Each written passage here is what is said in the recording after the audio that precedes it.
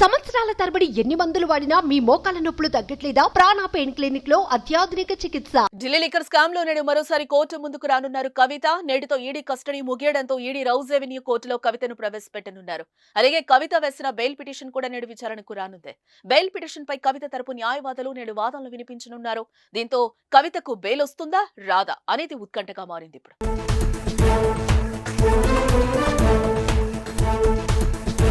ఈ కేసులో మార్చి 15న కవితను హైదరాబాద్ లో ఈడీ అరెస్టు చేసింది.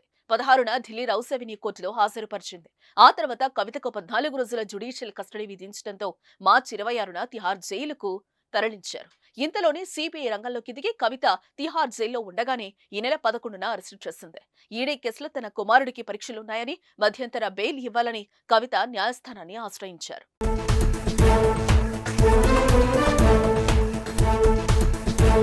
అయితే కవిత సమాజాన్ని ప్రభావితం చేయగలిగే వ్యక్తిని, ఆమెకు బెయిల్ ఇస్తే సాక్షులను ప్రభావితం చేసే అవకాశం ఉందని కోర్టులో ఈడీ వాదనలు వినిపించింది. ఇరుపక్షాల వాదనలు విన్న న్యాయమూర్తి కవిత మధ్యంతర బెయిల్ పిటిషన్ ను కొట్టివేస్తూ తీర్పిచ్చారు. ఈ నేపథ్యంలో ఈడీ కేసులో బెయిల్ కోసం మార్చి 26న, సిబిఐ కేసులో బెయిల్ ఇవ్వాలని కోరుతూ ఈ నెల 15న న్యాయస్థానంలో పిటిషన్లు దాఖలు చేశారు. తనకు ఆరోగ్య సమస్యలున్నాయని, జైల్లో ఉంటే అవి మరింత పెరిగి ఇబ్బందిగా మారుతుందని, తనకు బెయిల్ మంజూరు చేయాలని పిటిషన్లో కవిత విజ్ఞప్తి చేశారు.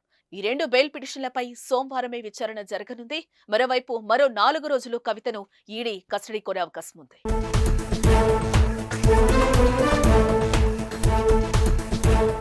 సుమన్ టీవీలో మీ పర్సనల్ అండ్ బిజినెస్ ప్రమోషన్స్ కోసం కింది నెంబర్కి కాంటాక్ట్ చేయండి.